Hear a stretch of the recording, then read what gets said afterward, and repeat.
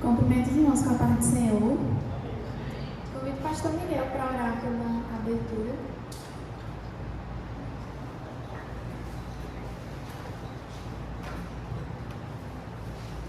Meus irmãos, Senhor nosso Deus, nosso Pai, estamos felizes aqui nesta noite, queremos agradecer a Ti, Deus, por estarmos aqui, Senhor, diante da Tua presença, na Tua casa, nesta noite, Senhor, especial.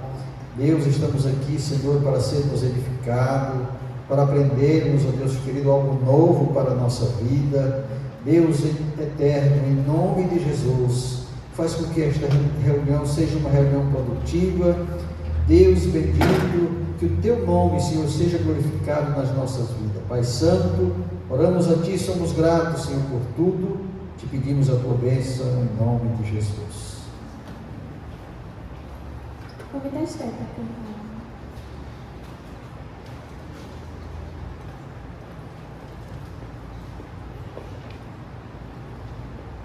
Cumprimento a todos com a paz do Senhor.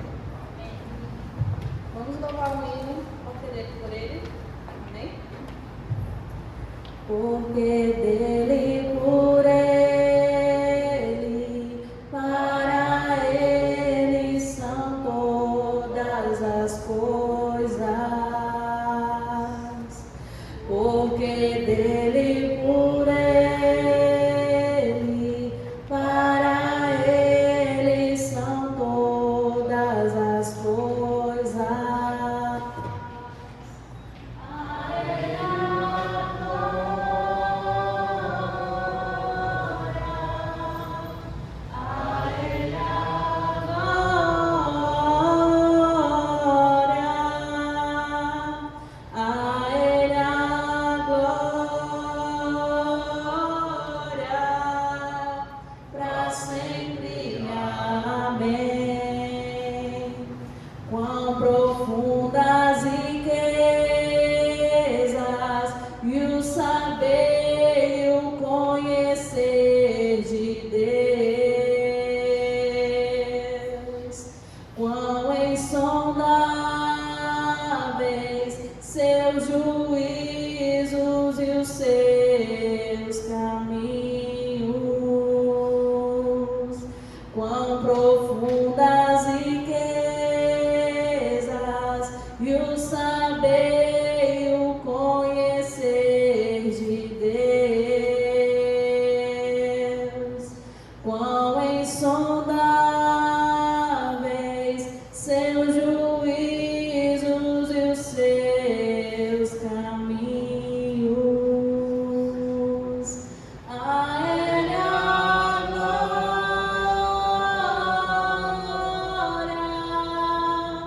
a ele a glória, a ele a glória,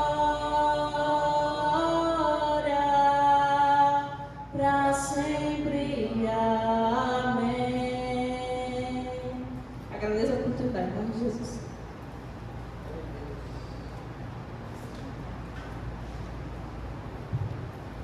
Amém. Deus abençoe, irmã Esther. Bom, vou aguardar a minha esposa para a gente dar prosseguimento.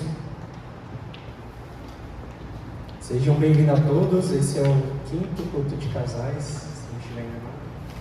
Estamos muito felizes com essa programação específica para os casais crescerem em graça e entendimento na palavra do Senhor.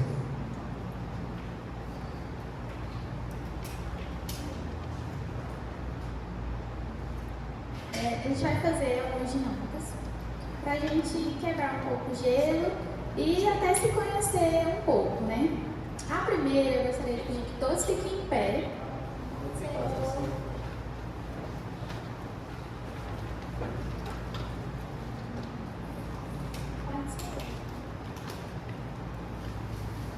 Aí, os homens vão abaixar e vão tocar no pé da esposa, vão pegar no pé dela.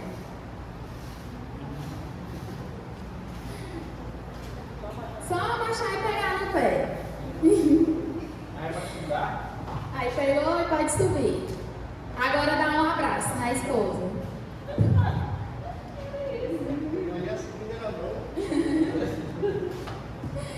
Agora a esposa pega no pé dos maridos.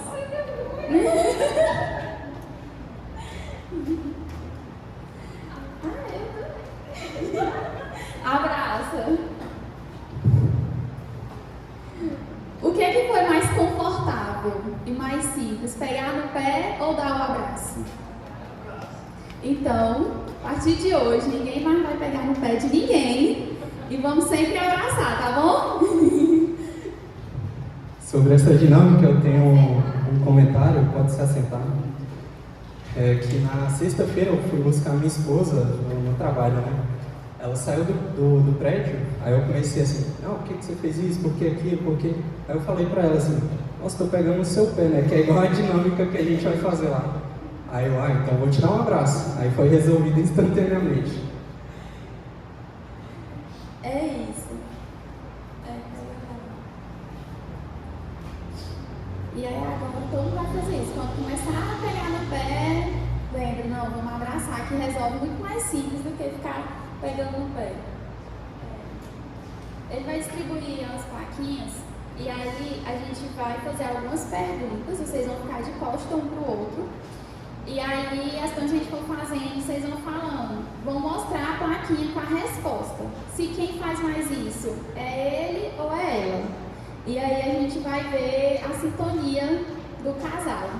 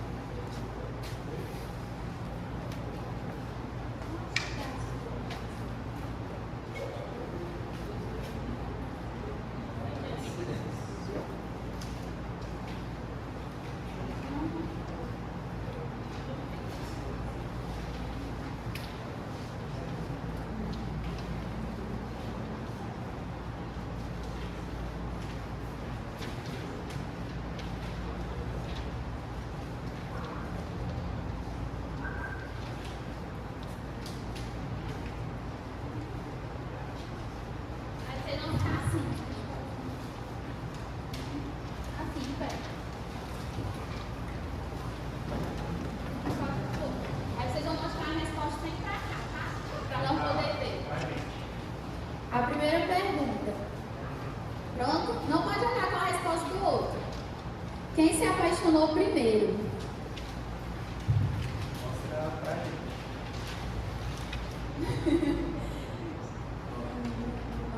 Pedro Henrique, a Esté falou que foi ele, pastor João Francisco, ela. O Raul e a Dani, um tá falando que foi o outro, tá falando que foi o outro.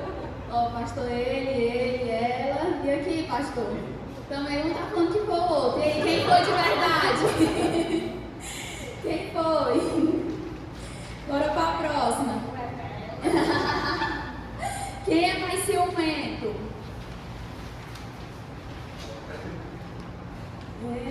Ixi, tem muita ela. Tem um. Ele. Só o pastor Francisco. A Ruth falou que o Pedro é mais ciumento. Quem é mais carinhoso?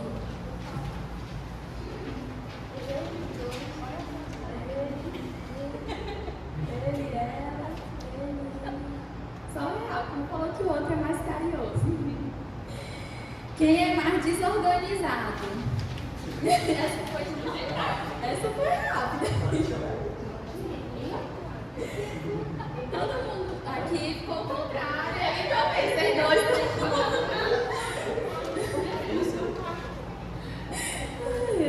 Quem é mais vaidoso?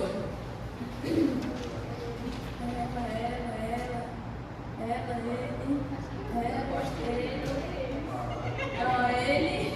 Aqui é o pastor. Também está ao contrário. Quem cozinha melhor?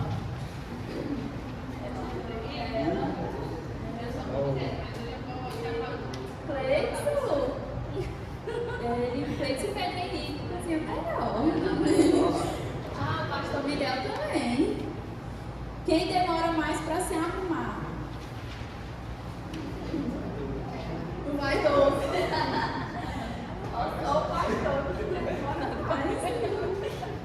Quem chora mais? A Esther botou que o pastor não entendeu. Quem é mais preguiçoso? Ele, Cleiton. Ele.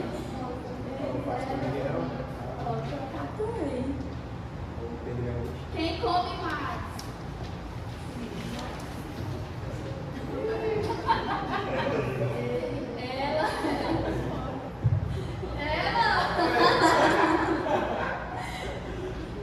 Quem dirige melhor? Ela, que eu sabia que ia ter divergência. Ela. Ah, sim. Ele botou. Casal. Foi. Quem é mais engraçado? É engraçado. Ele falou que é a senhora.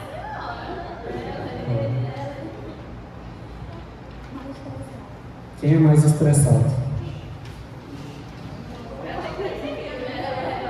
Estressado. Oi, pastor. Olá. Quem canta melhor. Quem canta melhor? Estudando. Não.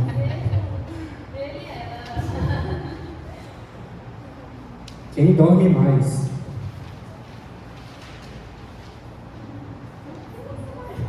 Que foi trocado, pastor José. E também o Miguel. Aí. Quem é mais esquecido?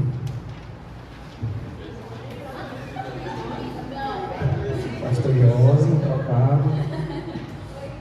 Miguel. Cleiton e Joelma. É isso, gente. Pra gente.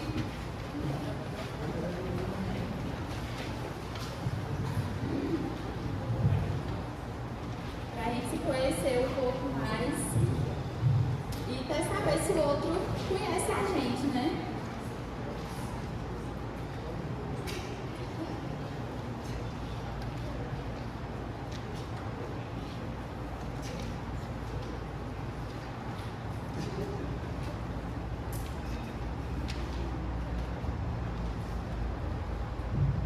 A gente vai fazer, como vocês sabem, hoje o tema é Deus no centro do casamento, né? No centro da rotina conjugal. A gente vai fazer uma demonstração aqui. Esse copo representa o casamento. E esse isqueiro e o fogo representam as adversidades que é enfrentado no casamento. Aí vem as adversidades e o copo vai ficando ferido, machucado, vai ficando deformado, e assim é um casamento que não tem Deus, ele vai se desmanchando, esfarelando. E agora a gente vai demonstrar um casamento que tem Deus, e Deus nessa demonstração representa a água, e mesmo com Deus no casamento, as adversidades continuam vindo, elas vêm, só que quando a gente tem Deus, não desfalecemos, nós não ficamos tão feridos, tão machucados, e Deus nos sustenta no nosso casamento, no nosso relacionamento. Então, a importância de nós termos sempre Deus no nosso relacionamento, porque o fato de ter Deus não significa que não teremos adversidades. Muito pelo contrário, continuaremos tendo as adversidades, só que conseguiremos passar por elas melhores.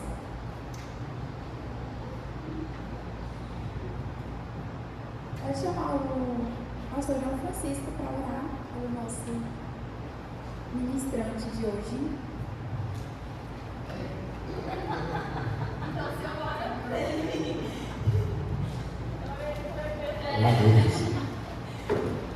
Então, nós convidamos o pastor João Francisco para ministrar hoje para nós, né? É um pastor exemplar, um pai exemplar, um marido exemplar, tem uma família muito abençoada, né? Já é pai de neto, já dirigiu várias igrejas, com certeza tem muitas experiências a nos contar, a nos repassar nessa noite. Amém? Nós sempre temos que procurar trazer pessoas que realmente estão aqui para nos abençoar. E tem a bênção de Deus. O pastor João Francisco tem a bênção, né? Uma família muito abençoada. Senhor, nosso Deus, nosso Pai, nós queremos neste momento agradecer ao Senhor por esta oportunidade de estarmos aqui reunidos, meu Deus, como famílias, meu Pai, para aprender mais a sua palavra. Abençoa o pastor João Francisco, Senhor, que ele possa transmitir, meu Deus, aquilo que o Senhor já colocou no seu coração para a edificação das nossas vidas. Assim nós oramos e te pedimos em nome de Jesus. Pode ser dos irmãos, vamos sentar, né?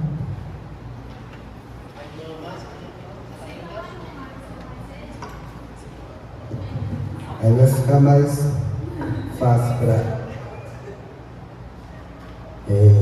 Quero agradecer ao pastor Josmo pela confiança de poder nos confiar esse papel de trazer uma palavra. Haja vista, é um assunto muito sério, muito delicado, é um assunto família, e o nosso grande desafio hoje é que a maioria das pessoas estão procurando em outras fontes, em outros locais, ser orientado, e às vezes são orientados de forma errada, e isso vem repercutir no casamento. Mas também uma reunião como essa, se a pessoa que vai transmitir a palavra não tiver uma certa direção de Deus, não usar a Bíblia como a regra, também pode ensinar errado. Você vê que quando Eliseu ele estava fome, né? Necessidade, escassez, ele mandou um rapaz lá para colher ervas para fazer um caldo. Era um especialista em escolher erva.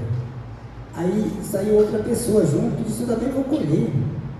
Juntou rapidinho, colheram uma quantidade, fizeram caldo. Só que quando o especialista olhou dentro da panela, tinha uma erva venenosa. Aí ele disse: meu senhor, tem morte na panela? Aí Eliseu disse: não tem problema, coloca farinha. O que a farinha é? A farinha é o pão. Então hoje o que tem de veneno nas redes sociais, nas amizades, e a única forma de não morrer é colocar o pão, que é a palavra.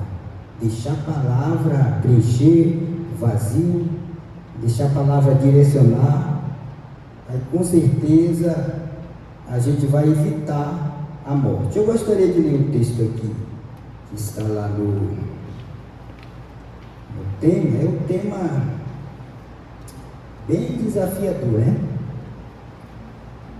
E ele envolve ali uma área que é muito interessante. O tema é Deus, o centro da rotina conjugal. Isso? Deus, o centro da rotina conjugal. Logo, rotina, né, professor ali? A rotina já é algo que enfadonha, né? Sabe que a rotina, ela traz desgaste.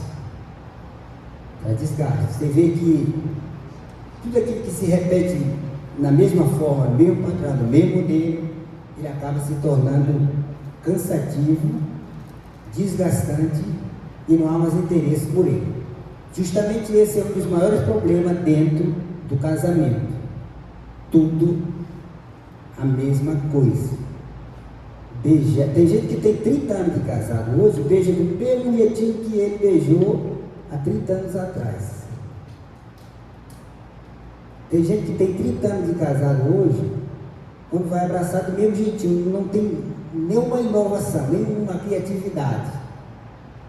Como a esposa já sabe a forma que vai ser, não gera expectativa. Então, a rotina, ela é desgastante.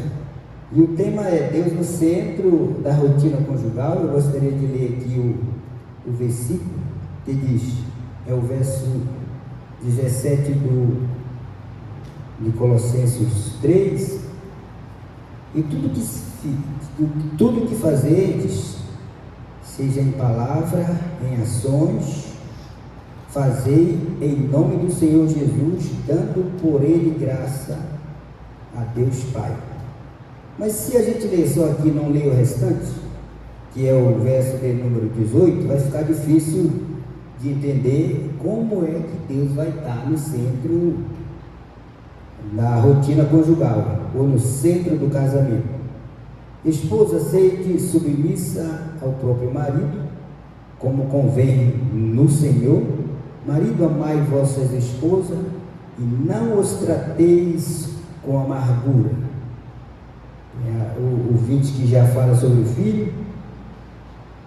Paulo aqui ele estava trazendo para a igreja aos Colossenses isso que está sendo falado hoje aqui, uma orientação familiar, um modelo que se deveria ser usado pelos cristãos.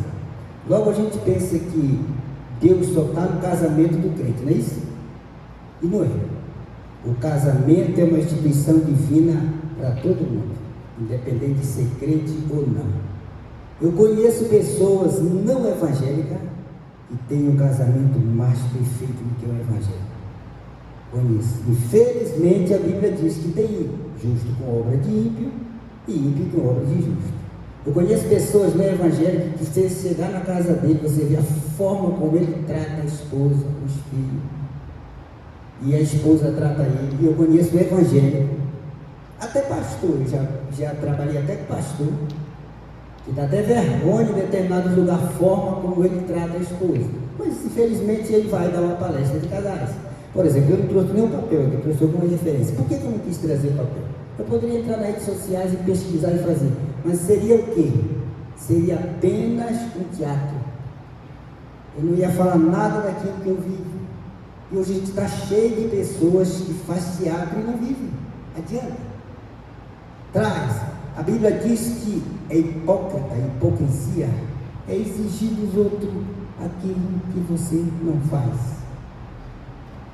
Nós, como vinha falando aqui no tema, Deus no centro da rotina conjugal, o problema está no dia a dia. Ir lá no restaurante, ele almoço, fazer uma foto, postar no Facebook, no Instagram é fácil demais. E fazer aquela viagem lá na praia, fazer aquela foto, postar no Instagram, no Facebook é fácil demais. Ir lá na sorveteria, fazer uma foto bonita e postar no dia dos namorados, no dia do aniversário da esposa, fazer uma frase, colocar no Facebook, no Instagram é fácil demais. O difícil é o dia a dia. Existe uma frase que diz que difícil não é viver, é conviver. Porque quando você convive com as indiferenças. E o problema está nas indiferenças. Porque tem gente que até hoje não casou, tem 30 anos, 40 anos e está orando para Deus mandar. E a minha palavra talvez Deus não mande. Sabe por quê? Porque ele está querendo algo que ele não merece. Ou seja, Deus já deixou aí a mulher e o homem, procura a tua que te agrada e casa. Ah, mas ela é diferente, trabalha na diferença. Vê o que tu tem que mudar e automaticamente ela vai também ver o que ela tem que mudar. Existe um terapeuta familiar, pastor Celso Godoy, ele diz o seguinte: não há casamento ruim que não possa melhorar, mas não há, ou fica bom, ou não há, mas também não há casamento bom que não possa melhorar mais um pouco. Então sempre existe uma forma, uma maneira da gente melhorar.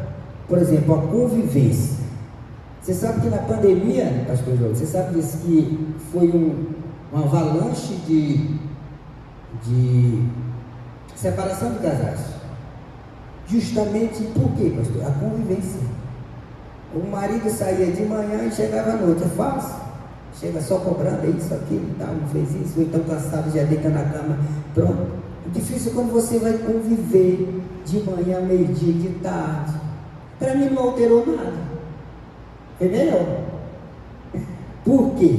Porque nós já faz mais de 30 anos que casamos, e eu fiquei quase que uns 28 dias longe dela, porque meu menino ficou doente, eu fui lá para a capital, fiquei lá 22 dias com ele internado, e ela estava com um bebê pequeno, recém-nascido, não podia ir, e era longe da nossa cidade, a gente morava numa cidade pequena, fui lá para Belém, e aí a gente ficou lá, quase eu endoido, quase fiquei doido, eu pensava assim, como é que ela está, meu Deus, e quando eu ver ela, o que vai acontecer?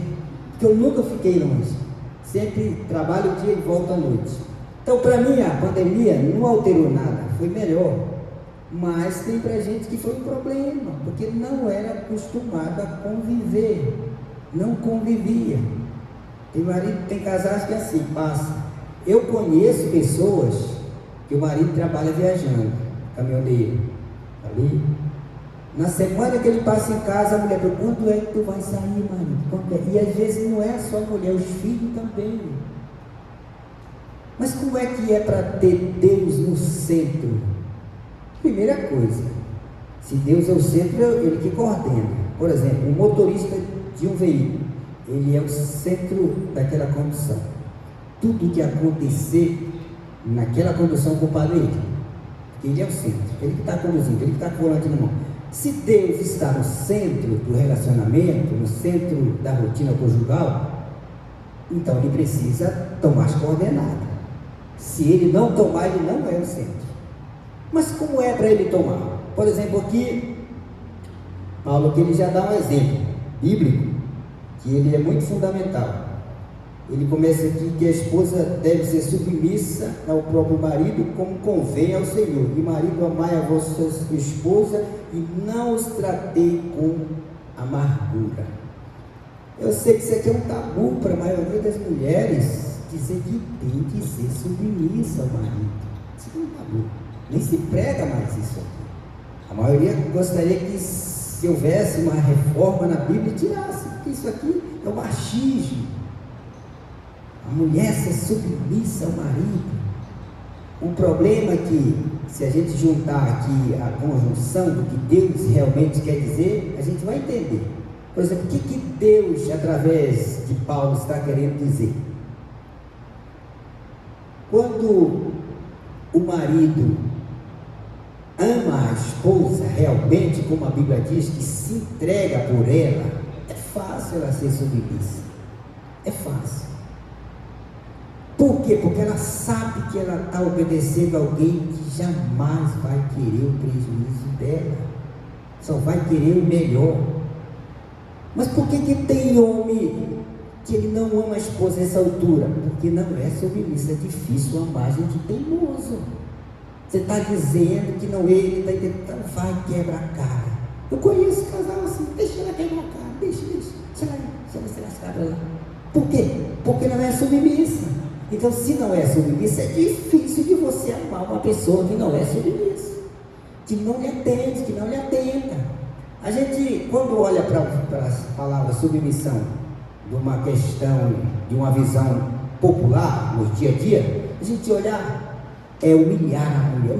Não é humilhar, é porque Deus é um ser organizado e ético. Deus, como um ser organizado e ético, tudo que ele criou foi organizado. Quando ele cria o ser humano, ele organiza. Já viu falar na casa de mãe Joana? É aquela que não sabe quem é que lidera ali. Então, Deus não criou casa de mãe Joana, Deus criou uma família organizada. Se ele tivesse entendido que a mulher seria a cabeça, ele tinha colocado a mulher, sem nenhum problema. Por que Deus não escolhe a mulher? Por que ele escolhe o homem? Pela estrutura emocional que o homem tem. Se você fizer um levantamento na doença do século hoje, que é a depressão, você vai encontrar uma estatística, você vai encontrar a maioria das pessoas depressivas são quem? Quem é que é? O homem e a mulher? São as mulheres. A maioria das pessoas depressivas são mulheres. Por que, pastor? Porque eles estão vivendo numa época dos direitos iguais. O mesmo direito que eu tenho, ela tem. O mesmo que eu posso, ela possa. Isso é bom? Para nós é bom. Para nós homens é bom. É bom ter uma mulher que tem o carro dela, vai, faz, resolve as coisas dela, nem se liga pra gente. É bom demais. Só que para ela não é bom. Porque o homem, quando ele sai de casa, ele calça a botina, ele entra no carro, trabalha até meio-dia. Você sabe que hora ele vai lembrar da casa? Quando ele olha no relógio, é 11h30. Embora o almoço já está pronto. E é assim que ele pensa. Só que a mulher é diferente. A mulher entra no carro, 7h30 sai do serviço. Meu Deus, eu esqueci de tirar aquela roupa da máquina. Meu Deus, será que eu coloquei tal coisa no lugar? Não, meu filho, como é que está agora? Aonde que está meu filho? Será que meu filho já comeu esse horário? Então é tanta coisa que passa na cabeça de uma mulher. Aí ela não aguenta. A mente, ela tem uma capacidade de resistência. O nosso maior problema é porque quando a gente coloca um peso no ombro, a gente sente o cansaço de o Iago está cansado. Mas quando a gente sobrecarrega a mente, a gente não vê. A gente não acha que está cansado. A gente não está normal. Aí quando pensa que não, um pânico. Então, Deus, Ele queria colocar o homem como cabeça para liderar, justamente para poupar a mulher. Não é uma questão de machismo. Ele acha que a mulher, tem mulher que é até mais inteligente do que o homem. Só que na hora de aguentar pressão, é o homem. É o homem. Por exemplo, eu já trabalhei com pastor, presidente de igreja e uma mulher vice. Já trabalhei com homem vice.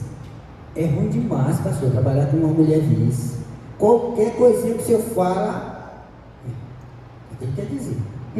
Não gostei disso aí não. Isso aqui foi comigo. Trabalha com o homem, você vai ver que você pode falar aí. Pastor, beleza, não, beleza, pastor. É fácil, é leve. Por quê? Por causa da estrutura emocional. Mas o que é isso? Deus criou. Deus criou. Quando Deus cria a mulher, Ele cria ela para receber elogio, para receber carinho, para ser motivada para depois transferir. Ela não é uma produtora, ela é uma reprodutora. O que ela recebe vai do homem. Mas a gente entrou para essa questão aí e está dando certo, mas a gente já recebe as sequelas, a gente já tem na nossa convivência situações adversas que geram isso aí, na questão de direitos iguais. Não é tão bom assim. Deus não criou o homem como cabeça justamente por uma questão de machismo. Deus criou o homem como cabeça por uma questão de proteção para a mulher. Proteção. Porque o carinho, imagina assim, o carinho que Deus teve quando Ele fez a mulher, pastor. Ele criou todas as coisas, né? Descansou. Aí ele disse, agora eu vou fazer a mulher. Não dá para fazer a mulher com todos os requisitos que ela tem cansada. Não dá. O homem não, o homem fez de qualquer jeito, mas a mulher ele fez depois de ter descansado. Então ele fez uma mulher com tanta sensibilidade, com tanto ponto que é frágil. Não quer dizer que as mulheres na sua questão física, elas não tenham a mesma estrutura do homem. Tem uns que tem mais, tem um que é mole demais, eu conheço uns. Mas não é essa questão, mais uma questão psicológica. Então a mulher, ela foi feita, Deus exige do homem proteção. Proteção é essa ponto de se entregar por ela. Agora veja, tem homem que é para trocar uma lâmpada, que vai trocar é a mulher. Está errado. Vai você, leva um choque e cai de lá, que você tem um osso mais forte para quebrar. É isso que Deus quer, não é a mulher para cair de lá. Aí você imagina que é tão sério esse negócio de se entregar por ela. Se Deus o livre, você está na sua casa, bandido entra. Mas olha a assaltação. Entra, mulher, deixa comigo. Mas tem homem que corre e deixa a mulher lá. Tem um que corre e escapa por tua própria vida. Vai lá em Gênesis 19, 17, escapa por tua própria vida. Isso é se entregar por ela. Tem outro ponto. Se você está ganhando, por exemplo, 2.000 e não está dando para segurar a peteca, aí a sua mulher passa a trabalhar. Só que você vê que a rotina dela, com filho e outras coisas, menina escola e tal, está sobrecarregando. Se você tiver a condição de arrumar mais um trabalho para superar o salário dela, por exemplo, redobrar sua carga horária de trabalho, para aliviar para ela, faça isso. O que é isso? Se entregar por ela. É se entregar por ela, dar sua vida por ela. Isso que é da vida. Mas tem outro que não. Ele quer. É coisa boa. E depois não exige, né? Depois não exige. Agora, por que dentro do relacionamento conjugal, como falamos aqui no tema, na rotina conjugal, a gente vê que muitos casais eles vão fracassando, especialmente na geração atual que nós estamos vivendo. Sabe por quê? Porque o casamento ele tem várias etapas. Por exemplo, eu tenho 30 anos e outros aqui, já passamos pelo menos 2 etapas, nós temos na terceira. A primeira etapa do casamento chama-se, como é que eu quero dizer aqui? A primeira etapa do casamento chama-se adaptação. Adaptação é 2 peças. Você vai adaptar uma na outra. 2 peças novinhas. Você vai adaptar uma na outra. Elas foram feitas para mim. Por exemplo, quem já mexeu com diferencial de caminhonete ou de caminhão? Que alguém já mexeu? Então tem uma peça chamada peão e coroa, né? Aquela peça, ela é um casamento. Quem se estraga mais lá é a coroa. Na minha visão, a coroa é a mulher e o peão é o homem, pastor lá. É 2 peças, uma trabalha assim na outra. O peão, esse aqui ele é induzido pelo motor. Vem da caixa de imagem, motor. E a coroa, ela recebe a pressão do peão para empurrar os pneus. Então, essas peças elas se gastam. Só que, às vezes, a maioria das vezes que eu ia trocar, que eu sou caminhoneiro por mais de 30 anos, a maioria das vezes que eu ia trocar, o peão está novinho. Só que a coroa já foi, roçou. Porque ela recebe muita pressão. Por que a mulher se gasta mais? Porque pressão. A minha mãe criou 8 meninos.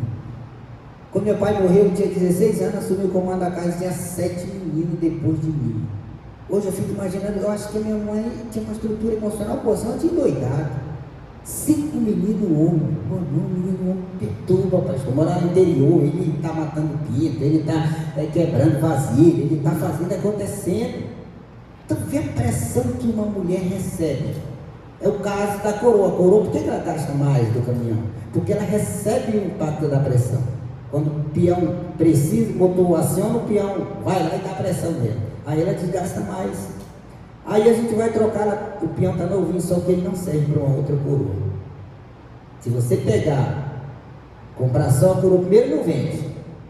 Foi assim que Deus fez o casamento.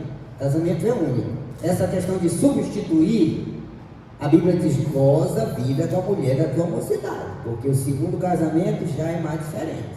Já tem muita coisa que não são como o primeiro. Então, quando substitui, às vezes tem um problema, porque você vai pegar uma coroa nova que você comprou, você vai botar no peão desgastado.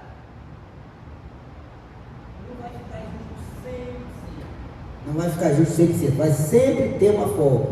E dentro do relacionamento, então essa primeira fase, que é a fase de adaptação, que ela é depois da lua de mel, que a lua de mel, dependendo do casamento, ela pode durar até uma quantidade, até mais de anos, dependendo do casamento, porque tem casamento que parece que ele vive na lua de mel a vida toda. Vou te explicar por quê.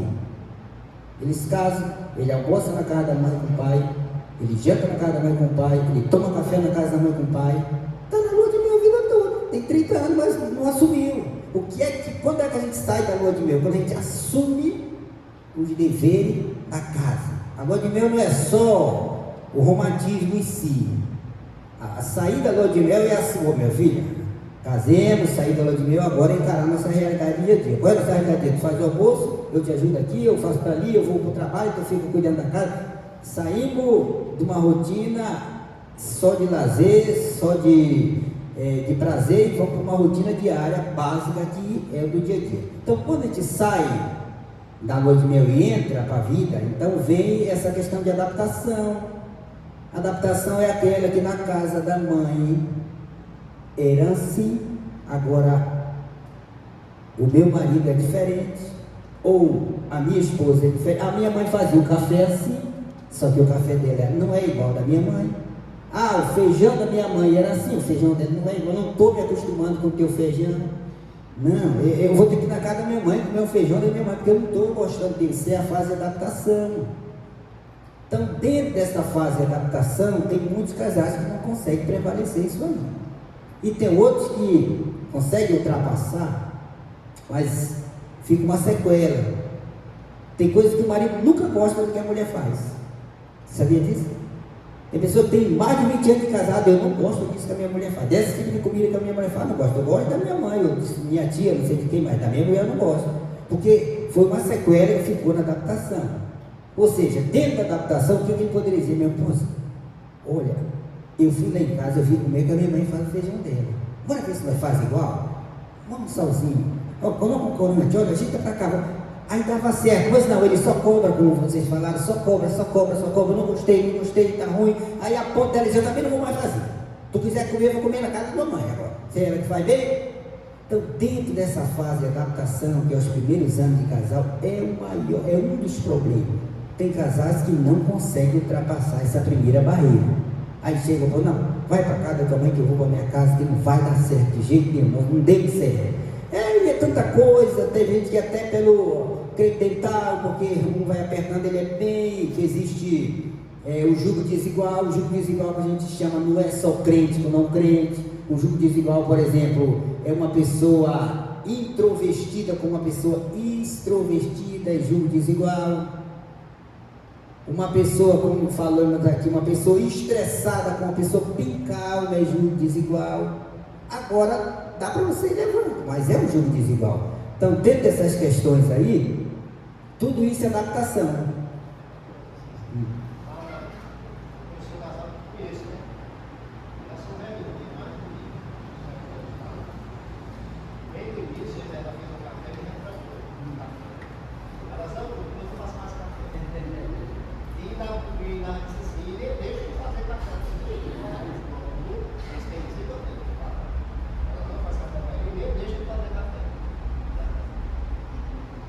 Uma coisa mal resolvida, né? Você deveria, não, vamos, como é que tu gosta do teu café? Puxa mais açúcar, puxa mais, menos pó, vamos graduando aqui até descer. Tem assim, deveria ser assim, mas pelo fato de não haver uma questão de harmonia, a cobrança ela nunca é bem-vinda no casal. Cobrança nunca é bem-vinda no seio do casal. Se você quer que a pessoa mude, faça a sua parte primeiro, mude primeiro. Se é uma coisa que só depende dela, vá com jeitinho, organizando, ajeitando, porque, pelo contrário, a cobrança, ela se torna uma ofensa. A pessoa cobrada, ele se torna ofensa, especialmente se ele for cobrado mais de uma vez. Mais de uma vez. Por exemplo, eu já falei, eu estou cansado, não me adianta, só não muda casamento. Às vezes eu chego, estou na igreja e a irmã chega, pastor, que é, irmão? Não, meu marido, pastor, é assim. Mas não, pastor, desde que eu casei, infelizmente a palavra que eu tenho para você, ele não vai mudar. Não vai. Ou você aprende a conviver com ele, com essa indiferença, ou vai ficar sofrendo a vida toda. Você não diz que já tem mais de 20 anos de casado, desde que casaram está assim, e você vem cobrando, ele não mudou, não vai mudar. Aprende a conviver com isso. Por exemplo, eu com a minha esposa, nós temos mais de 30 anos. Ainda hoje tem coisa que ela faz que eu não gosto. Comportamento. E tem medo que eu sei que ela não gosta. Mas, vou mudar ela? Ela é assim. E eu sou assim. Eu tenho que respeitar. Por exemplo, eu sempre digo que o pilar de um casamento, a gente diz, é o amor. Não, o amor é um dever. O amor é um dever. Eu tenho obrigação, dever de amar a minha esposa. Quando eu amar ela, me devolve isso, porque a mulher é como se fosse um transformador. Tudo que se manda para lá vem em dobro. Então, quando eu amo ela vai me devolver isso com carinho, com cuidado, com tudo que é de bom. Então, eu tenho o dever de amar.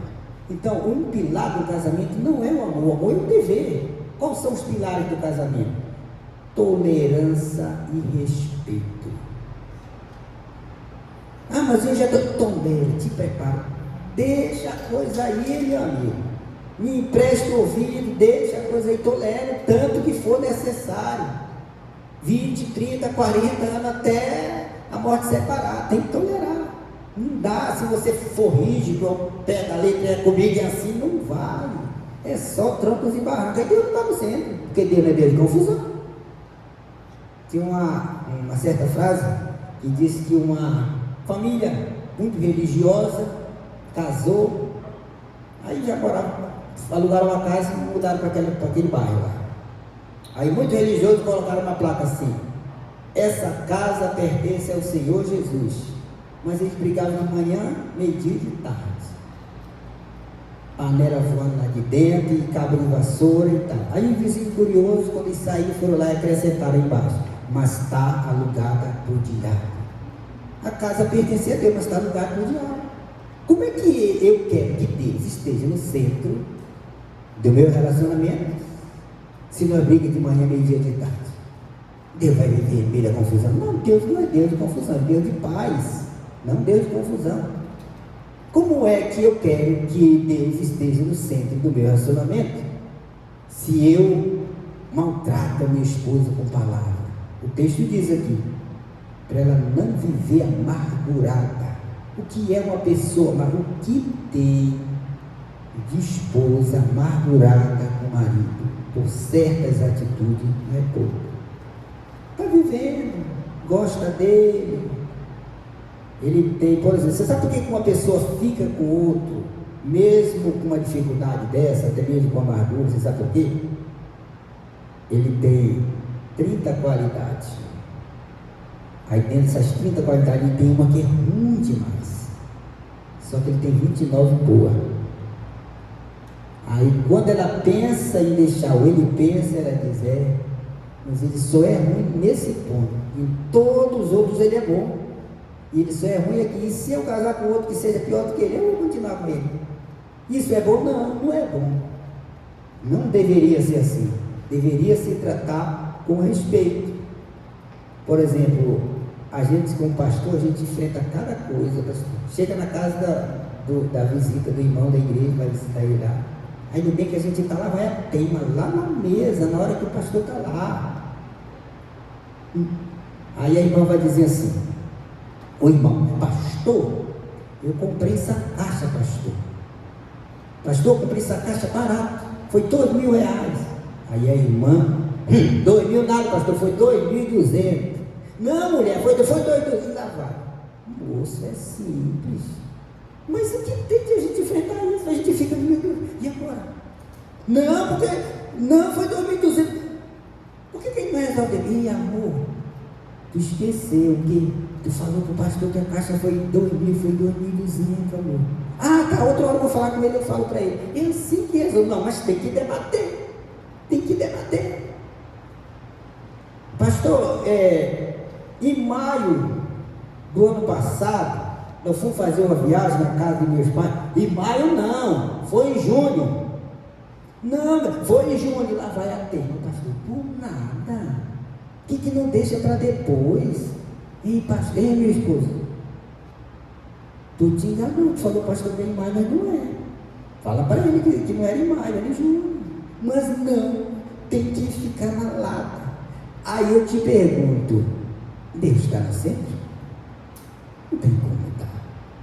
Ele pode estar no cantinho ali, ele pode estar lá, que nem na igreja lá em Apocalipse, batendo na porta, querendo entrar, mas está com medo da vassoura pegar nele também. Ele pode estar assim, mas no centro não. Se para Deus estar no centro, tem que ter harmonia. Às vezes, pastor, a gente pensa que Deus está no centro, mas não é. Quem está é o encardido mesmo. casais que pensam que Deus está no centro só porque frequenta uma igreja, só porque foi batizado nas águas, só porque é obreiro da casa de Deus. Ele pensa que Deus está no centro do casamento dele. Isso, quem disse que isso é tudo que Deus precisa para estar no centro de um relacionamento? Eu conheço pessoas, até mesmo pastores, moço, que fala a palavra que a mulher chora a noite todinha. Deus vai estar no centro de um negócio desse. Mas eu sou pastor, não importa. A Bíblia diz que naquele dia alguém diz: em teu nome eu expulsei demônio, em teu nome eu curei o enfermo, em teu nome eu profetizei. Jesus diz: mas eu não te conheço. Ou seja, Deus não conhece quem anda com essas qualidades, com esse tipo de coisa. Aí vai dizer que Deus está no centro. Para saber se Deus está no centro do relacionamento de alguém, quer saber? Compra uma casa no lado dele. É morar vizinho com ele, janela com janela. Aí tu vai saber se Deus está no centro ou não. Se a harmonia prevalecer. Eu trabalho de pedreiro, pastor. Eu já vi. Eu trabalhei na casa de uma irmã. Em 6 meses. Eu nunca vi aquela mulher alterar a voz. Lá em Iracema. Não é da igreja, aquela do testemunho. Nunca vi, nem com o neto, nem com o marido, nem com ninguém. O tom dela é daquele jeito. Ela é diretora de colégio, chama Salto Alto. Ela estava lá no fundo, eu já conhecia quando entrar. E o melhor, eu tinha a chave, eu não sabia quando eu entrava nem quando eu saía. E eu tenho mal que se eu estiver aqui até meio-dia e eu quiser terminar um serviço, eu fico meio-dia lá. Então da casa cheia eu estou lá no fundo, se for no fundo. Então, ela nem sabia que eu estava lá. Mas checava daquele jeito, passei uns 6 meses trabalhando. Já trabalhei em casa de gente ímpio também, desse mesmo jeito, mas já trabalhei em casa de crente, que pior que você vê que o negócio está feio para lá. Está feio. Mas porque eu sou evangélico, porque eu sou batizado nas águas, porque eu frequento uma igreja, Deus está no centro. Quem disse que está? Tem nada a ver. Para Deus estar no centro tem que se submeter o que Ele mandou, o que Ele quer. Para Ele ser o centro, Ele tem que governar. Aí a gente pensa que ele está, e às vezes é um cadinho, e ele entra. Eu vou contar uma experiência. Eu com a minha esposa, eu não lembro se nós já briguemos algum dia. Tem assim, às vezes, fica um pouco, né? É 2 coisas que eu não lembro. Se nós já briguemos, eu até perguntei para ela, não falou? E se eu já dormi uma noite sem falar com ela, virar as costas. Eu não lembro se isso aconteceu, não por causa dela, por causa de mim. Eu sou bom para provocar, mas eu sou bom para me humilhar, né? E ela já não provoca muito, mas também segura lá. Cada um tem o seu temperamento. Mas eu não lembro se nós já dormimos uma noite sem falar com o outro, porque fomos fazer uma lavagem de roupa suja, e aí dentro daquela ali a coisa... Porque tem que cobrar, tem hora assim que você tem que dizer: olha, isso aqui não era como deveria ser feito. Isso aqui, você fez isso aqui, não deveria ter feito. Você tem que falar. Porque senão aquilo vai se repetindo. Agora você diz: eu vou largar minha esposa, ou vou largar meu marido por causa disso, sendo coisa que lá no começo você poderia ter resolvido. Só que você deixou. O costume acostumado fica difícil de desacostumar. Na primeira vez, acho que ele não vigiou, ou ela não vigiou.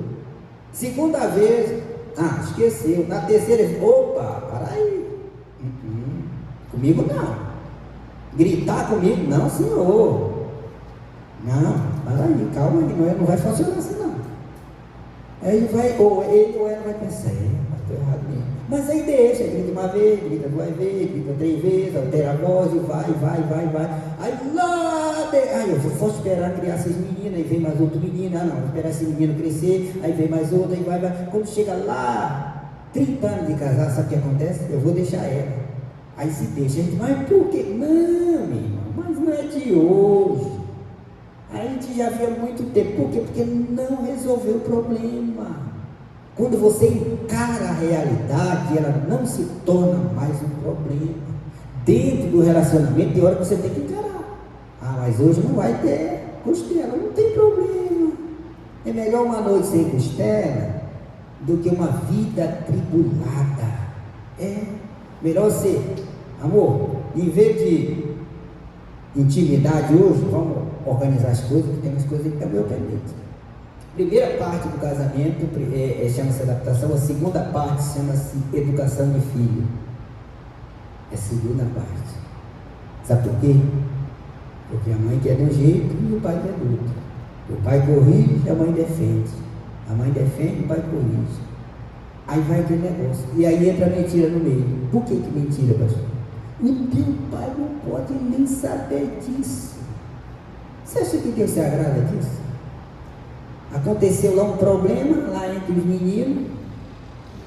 Aí a mãe chama o menino: olha, o teu pai não pode nem sonhar disso. Eu conheço casais assim. Quando nossos meninos estavam assim ainda uns 10 anos, 8 anos por aí, a gente conversou, disse: olha, vai chegar a hora e os meninos vão começar a cada um tomar suas atitudes. Quando é pequeno, te pega na mão e leva onde quer. Depois que 10 anos para frente, não leva mais. Então, nós começamos só e vamos terminar só. Então, não vamos deixar interferir essa questão de educação de filho no nosso relacionamento.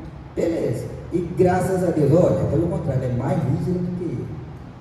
Na hora que ela, a primeira coisa que ela faz é me contar: olha, tá assim, assim, assim. Eu digo: não, deixa pra lá, depois tu vê isso aí. Não, mas tu tem que ver isso aí, tu tem que resolver. Mas o que eu conheço de mãe, que diz: teu pai não pode nem saber disso, é um código. Eu conheço família, pastor, que tem código entre a mãe e os filhos. O pai não sabe não o que está acontecendo ali. Aí Deus está no centro. Será que está? Não está. Não está no centro. Não está. Ele está do lado querendo entrar para resolver o problema. Porque se ele estiver dentro, ele resolve.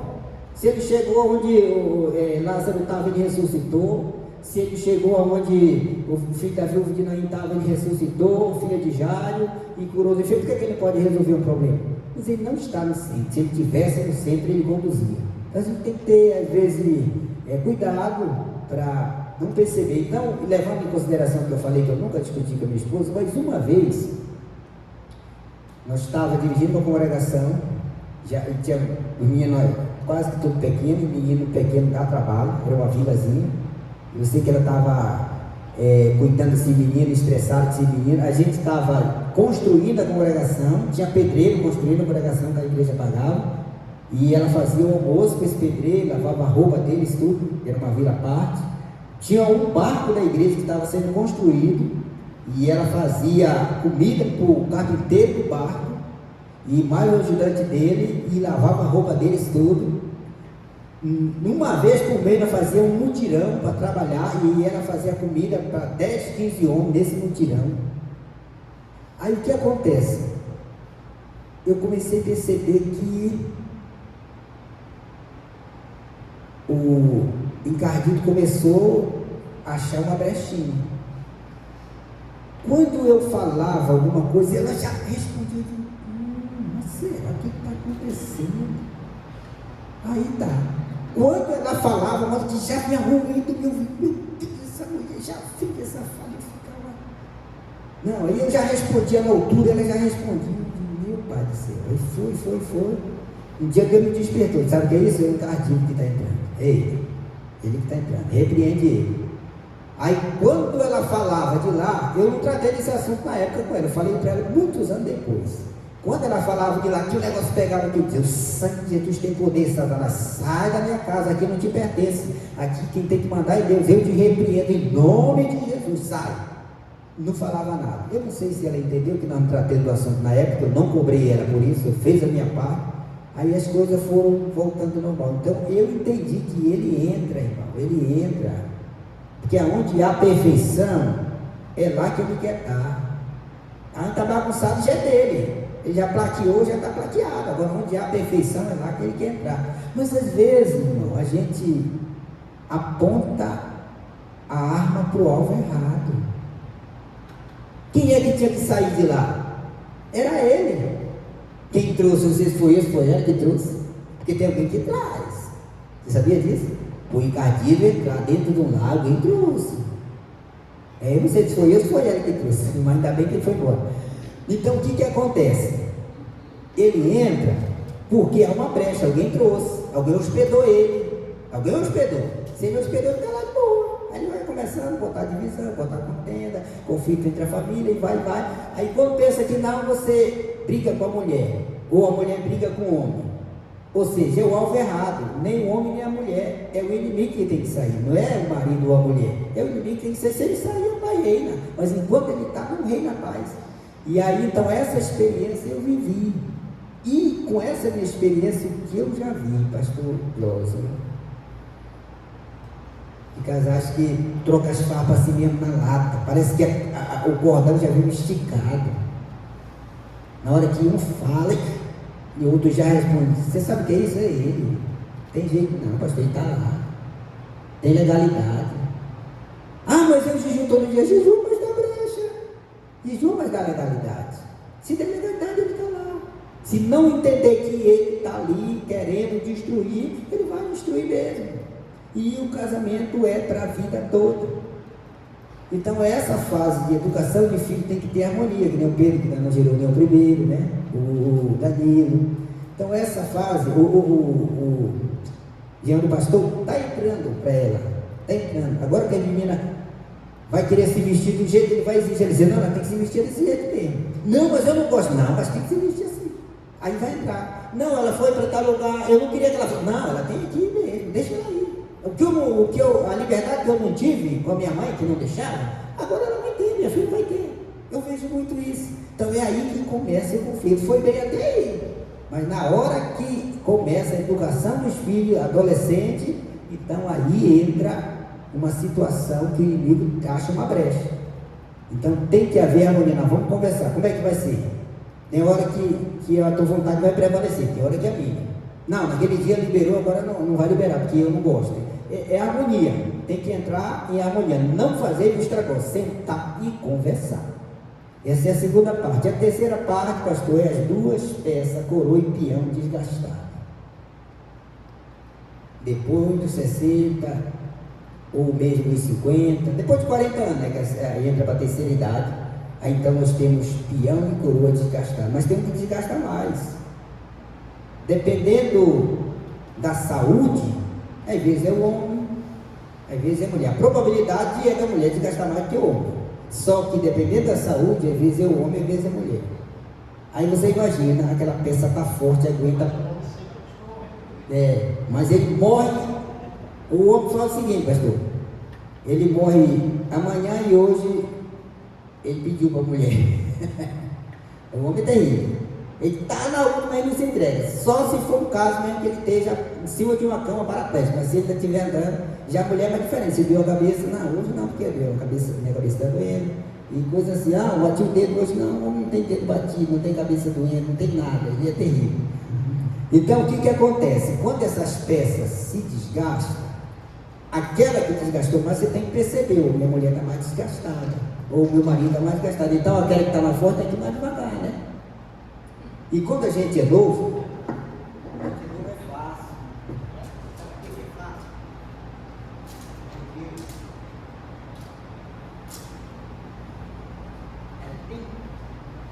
Tem muito desejo quando está novo, tem muito desejo. Então o desejo ele acaba ultrapassando todas as dificuldades, e especialmente na mulher. E quando está o jeito que você abordava a sua mulher até 10 anos de casado, hoje não funciona mais. Se você for abordar ela, vai só levar fora. Não está mais certo. Tem que vir mais cedo. Primeiro você passava o dia todo longe. Quando chegava à noite, só uma passadinha de mão já estava resolvida. Agora não resolve mais nada. Por quê? Tendo desgaste. Então tem que vir preparando de longe. Cada casal tem a sua maneira, né, de abordagem. Por exemplo, eu tenho minha maneira, eu passo por trás da minha mulher, passo assim, por trás. E você sabe que ela gosta? Por que ela gosta? Eu faço o teste, eu passo. Não, tem hora que ela diz que dá vontade quando está na bendita TPM, né? A bendita TPM, ela diz que dá vontade de voar lá. Aí o que eu faço? Eu passo por trás assim, isso é de manhã, meio-dia e de tarde. É só esses 3 horários que eu estou em casa. Aí eu passo, aí eu olho para trás. Sabe o que acontece? Ela está olhando para trás para ver se eu olhei. Passei lá e foi embora. Depois de umas 5 passadas, eu olho para trás, ela está olhando para trás. No olhar, eu já sei se vai dar para prosseguir ou se não vai. Você tem que parar por ali. Então você tem que ir mudando a abordagem, porque a pessoa desgastou mais, a pessoa está mais. Então, por exemplo, tem mulher que no período que vai entrando para a menopausa, ela tem certas complicações. Então você vai ter que ir mudando. Por que a maioria nesse período aí é o pilar da separação, pastor? É na terceira idade. Pilar da separação. Está lá no topo, na terceira idade. Não, eu vivi 30 anos com essa mulher, não quero mais. Sabe por quê? Por causa disso. Ele quer abordar ela, ele quer conquistar ela do jeito que ele conquistava há 20 anos atrás. Não funciona mais não, meu filho. Agora é diferente, agora é ajeitar mesmo, agora é com carinho. Está aí com 2 anos de casado, você olha assim, mexe o olho assim, ela já sabe o que quer. Quando depois de 10, 15 anos, ela faz que não viu nada, não. Você pode envergar o olho do jeito que vem, garante que não viu nada. Não percebe nada. Então essa questão da terceira parte, ela é um vilão de separação que eu conheço de homem. O marido trai a mulher. Justamente porque, vou explicar bem aqui. Se nós olharmos aqui para Gênesis 2, 23, nós vamos ver aqui que às vezes a gente tem esse texto bem errado, né? Gênesis 2, 23. É na criação da mulher. E disse o homem: esta, afinal, é osso dos meus ossos e carne da minha carne. Serás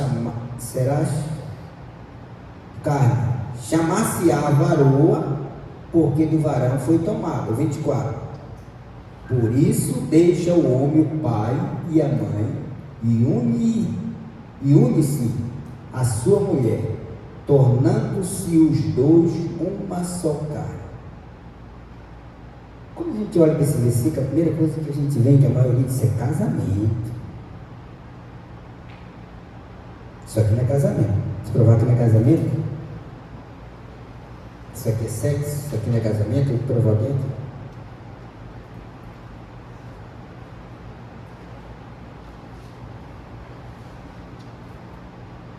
Primeira Coríntios 6, 16.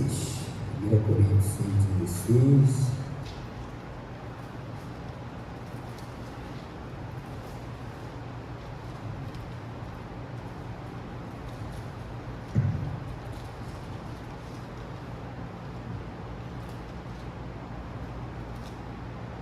E 1 Coríntios 6, 16. Ou não sabeis vós que o homem que se une a uma prostituta forma um só corpo com ela? Ou seja, quando Adão, que foi Adão que falou, né? Essa será chamada varoa, porque do varão foi tomado, carne da minha carne e ossos dos meus ossos, portanto deixará o homem seu pai e sua mãe e se unirá a sua mulher, e não serão mais dois uma só carne. Essa questão aí, se unirá a sua mulher, a gente pensa que é o casamento. Não, o casamento foi feito lá atrás. Sabe quando foi feito o casamento? Quando Deus faz Adão adormecer e tira uma das costelas de Adão e com ela forma a mulher. Então ele uniu ali o casamento. Porque é assim que acontece no cartório. Quando você chega no cartório, você vai casar, vocês que casaram, então o que vai pegar? Vai pegar o nome dele e colocar no teu. Esse é a costela de Adão colocando na Eva. Pegar o nome dele e colocando, esse é o casamento. Costela de Adão colocando na Eva.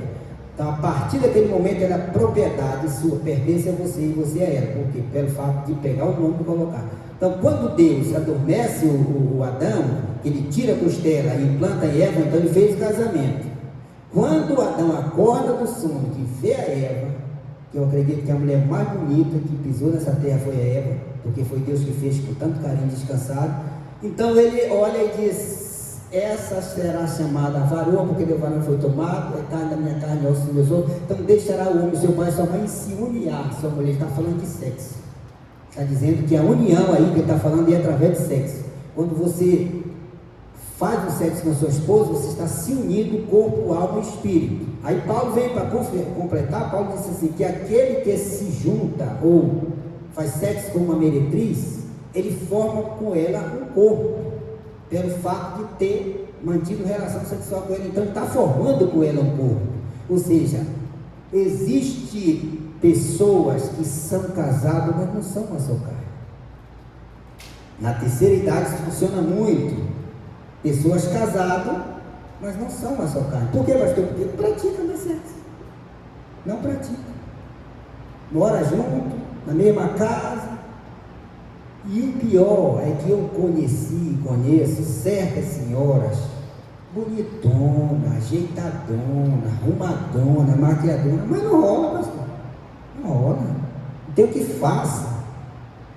Você sabe que Deus não está no centro desse casamento? Não. Por quê? Quando Adão disse lá que se une a sua mulher, a Bíblia vai dizer que até que a morte os separe. A não ser que já esteja numa cama, mas fora disso é normal. Tem que criar um jeito, tem que arrumar um jeito, tem que tratar e se assustar. Ah, ela está doente, então leva no médico. O médico vai dizer qual é a doença. Mas não leva, aí deixa, o inimigo entra e achou uma brecha. Eu conheço mulheres, mais ou menos aí de 50 anos de idade, com marido de 50, pessoa nova, você olha assim, pessoa inteira mesmo, arrumadona, mas não quer nem saber. Morei numa cidade pastoreando que lá tinha uma irmã missionária da igreja, mas ela não ficava só na fazenda com o marido dela, não. Ele já morava na fazenda e ela lá. Se fosse para ela ir lá, dormir uma noite e levar o netinho, não ficava, com medo dele abordar ela lá. Mas está ganhando alma para Jesus e perdendo a alma do marido. Perdendo a alma do marido, porque aí há uma brecha com o inimigo, e dentro dessa brecha o inimigo ele vai atuando. Se nós olharmos aqui, tem um outro texto que eu marquei aqui, que é 1 Pedro, acho que é esse aqui, 1 Pedro 3, 7, ou esse, 1 Pedro 3, 7,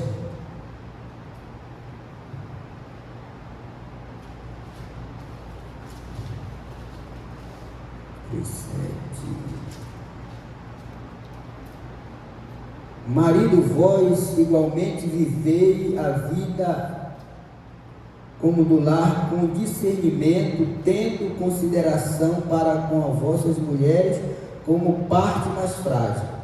Tratai-vos com dignidade, porque sois justamente herdeiro da mesma graça de vida, para que não se interrompa as vossas orações. Não era isso que... Começando daqui, de cima, né? Tá certo. Começando do versículo 1.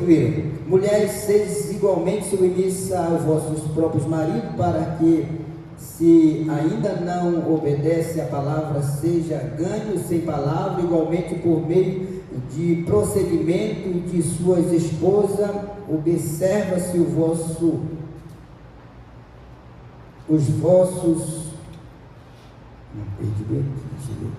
observai o vosso honesto comportamento, cheio de temor, não seja o adorno da esposa que o exterior, como frisar de cabelos, etc. Mais para frente. Seja, porém, o homem interior do coração, pois foi assim também que assim mesmo se ataviava também as mulheres que esperavam em Deus, estando submissas ao seu próprio marido, como fazia Sara, que obedecia a Abraão, chamando de Senhor. Não era nem aqui que eu queria ler, não, acho que eu marquei errado. Ou seja, a Bíblia tem um texto que não sei se eu marquei aqui, que diz que o marido, ele tem que pagar para a mulher a benevolência, e a mulher pagar o marido. Ou seja, quando eu caso, eu já sou devedor de quê que eu sou devedor? Do suprimento da casa e do suprimento do desejo sexual daquela mulher, e vice-versa. Quando eu caso, eu passo a ser devedor. Não sei se você sabe, pastor, onde é que está esse versículo? Eu pensei que tinha marcado e não marquei. 1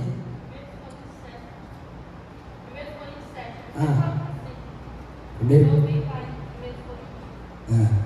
Pois é, então, eu já devo. Deixa eu ver se está aqui. Leia lá. Marido, pai da mulher, a devida benevolência, e da mesma sorte a mulher ao marido. Ou seja, esse dever, ele é um dever mútuo. Não é apenas um dever de fazer comida, não é apenas um dever de lavar roupa. A mulher, ela tem responsabilidade de suprir toda a necessidade do marido e o marido toda a necessidade da mulher. Eu fico triste, pastor, fico triste com uma certa atitude. Por exemplo, eu fiquei triste assim de ver uma pessoa que a gente conhece, amiga, e a irmã dizendo assim, eu faço faxina e eu sobrevivo disso. Se eu parar de fazer faxina, a coisa pega lá em casa. Eu fico triste com isso, pastor. Como é que eu, como homem de Deus, pastor, a minha mulher vai ter que deitar e dizer, se eu não levantar para trabalhar amanhã, eu passo fome? Isso é ruim. Eu não estou cuidando da minha parte. Eu sou provedor, eu tenho que, ela trabalha, tudo bem, ela gasta o dinheiro dela com outras coisas, que ela quiser dar para mim, ela dá, mas se ela disser, hoje eu não vou trabalhar, ela não vai ficar preocupada se ela vai morrer de fome. Então, o marido tem que pagar, ele deve para a mulher a comida, ele deve a roupa, ele deve o luxo, ele deve tudo, e deve também de suprir a sua necessidade emocional e também na intimidade. Em todas as áreas ele deve, e vice-versa a mulher deve também todos esses deveres domésticos do marido e deve também na intimidade do casal. Mas o que a gente percebe é o seguinte, às vezes eu só quero exigir, ela tem que cumprir o papel dela, ou vice-versa. Uma dessas áreas não sendo resolvida, Deus não está no centro. Uma dessas áreas não sendo, se a minha mulher, ela tem que dizer assim, poxa, amanhã eu tenho que trabalhar, eu não estava com vontade não, mas eu vou ter que trabalhar, porque senão o negócio vai pegar. Deus vai se agradar se eu sou o provedor da casa? Ô meu esposo, eu vou sair do emprego. Pode sair, se tu sair eu morro de fome. Que conversa é essa, moço? Arruma trabalho de noite, meu irmão. Faz mais alguma coisa, mas isso não funciona, não deve ser assim.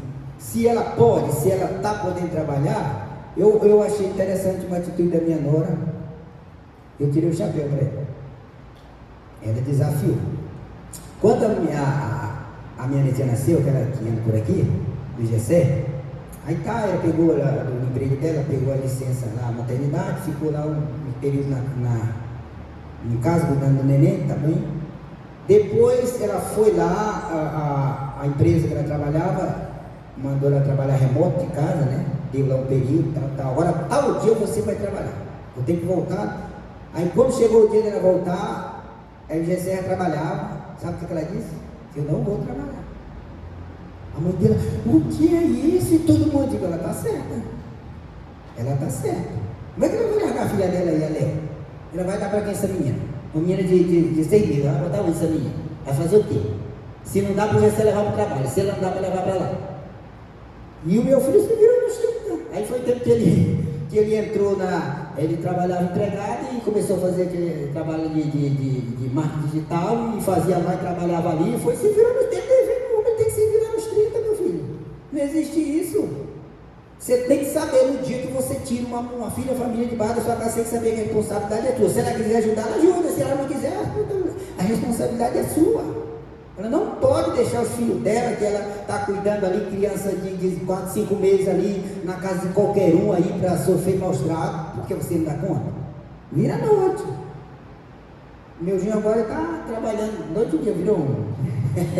Isso não é regra, é um período. A coisa está apertando, está arruma mais um trabalho. Ele estava no derradeiro, não tinha um cero vermelho, ele disse, arrumar um trabalho.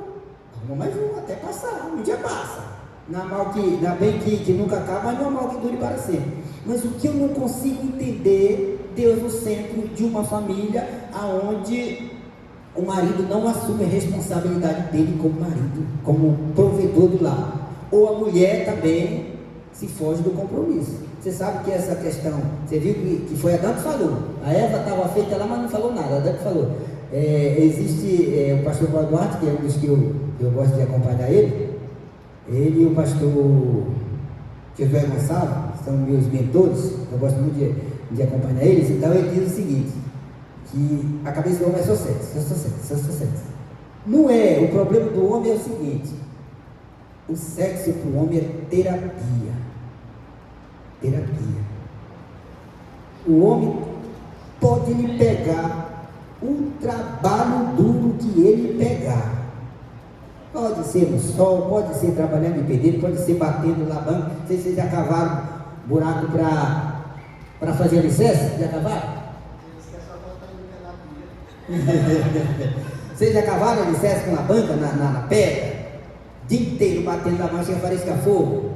Se ele chegar de lá, quebrado, e essa mulher liberar para ele, ele dorme tranquilo, não esquece aquilo aí, meu irmão. Some, porque é terapia. Já para a mulher, não. Para a mulher não é terapia. Para a mulher é uma questão tipo de lazer, uma coisa que está tudo organizadinho. O homem é tão diferente da mulher que, quando pior a situação está, é mais sexo ele quer. Porque é terapia. E a mulher não, fugiu um pouquinho da normalidade. Não, hoje não. Você sabe que o homem assim, morreu o vizinho, foi o vizinho que morreu, não foi eu não. Eu vou aproveitar porque amanhã pode ser. Tá bom. Eu vou aproveitar porque amanhã pode ser eu, né? Então eu vou aproveitar. Mas a mulher não, o vizinho morreu, não tá. Então, se a mulher entendesse por esse lado, muitas coisas seriam resolvidas no casamento. Moço, vou lhe explicar aqui. O homem pegou um trabalho pesado. Não deu como ele queria, não resolveu como ele queria e tal. Ele chega à noite, a mulher libera. No outro dia ele amanhece uma fera, pastor. No outro dia ele amanhece uma fera. O que tiver pela frente dele, se ele pudesse quebrar tudo, ele quebrava. Mas se nada deu certo, antes de ele chegar em casa, mas chegou em casa, deu certo, pronto, maravilha. A verdadeira mulher, ela tem que dominar sala, cozinha e quarto. O verdadeiro homem também ele tem que dominar isso aí. Sala, cozinha e quarto. Tem hora que a cozinha é só para gente. E agradeço, foi pouca palavra. Eu devolvo o microfone para quem é direito.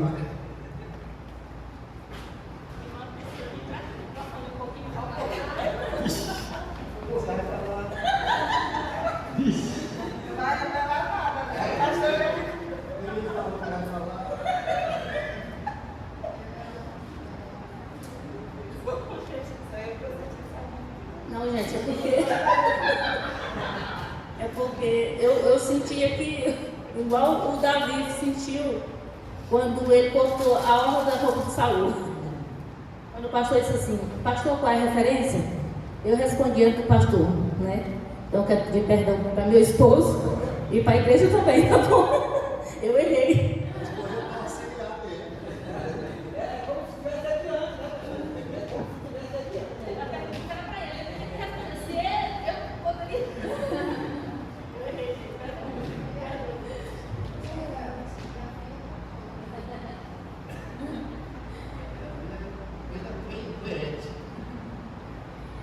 Para quem estava no culto passado, qual foi o desafio para o casal do culto passado?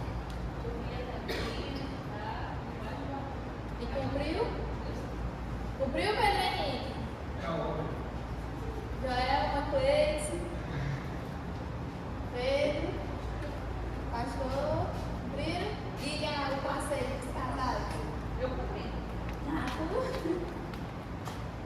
Irmãos, para quem está vendo a primeira vez hoje, a gente tem todo final do culto desafios, que é pro casal cumprir entre os dois, e um desafio entre os casais que a gente sorteia para marcar um encontro, para sair, porque a gente tem tanto pouco tempo na igreja que a gente não conhece de fato o outro, né?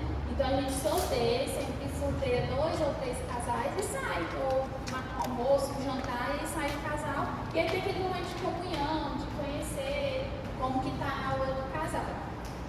O desafio para o casal desse culto é fazer um devocional junto todos os dias, durante até o próximo culto. Viu? Todos os dias o casal fazer o devocional juntos. A gente já pressupõe que todo mundo faça, às vezes separado, às vezes junto, né?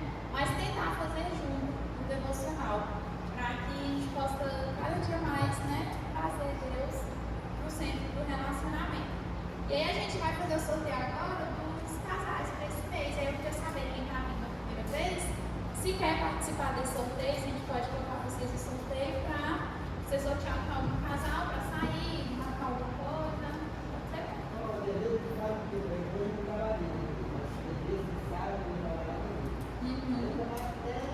ser? Dá.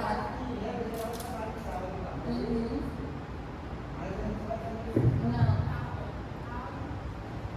E a gente tem visitante, né, que está nos visitando hoje, que eu não consigo falar o nome dele, mas é a Beatriz e o Kali. Vamos dizer para eles hoje? Sejam bem-vindos em nome de Jesus. Vocês são de qual igreja? Se é de certa. É aqui próximo? Da Coralto? Sejam muito bem-vindos. A gente tem esse culto todo mês. Sempre que vocês estiverem disponíveis sempre nos sábados, pode estar nos visitando. E vocês gostariam de participar do sorteio? Está conhecendo algum de nós? Ou não? Então vamos sortear.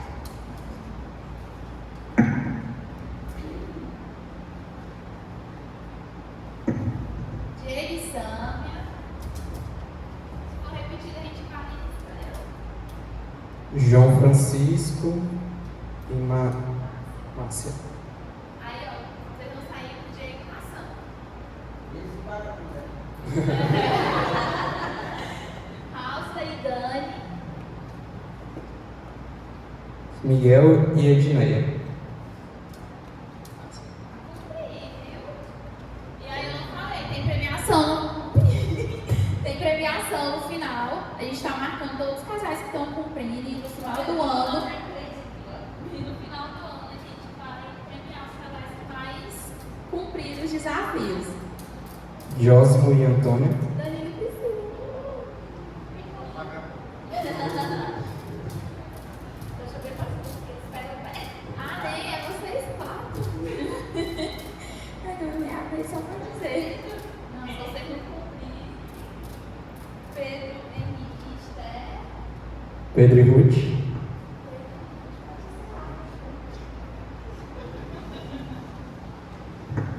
Amém. Deus abençoe, pastor João Francisco, aos casais que vieram.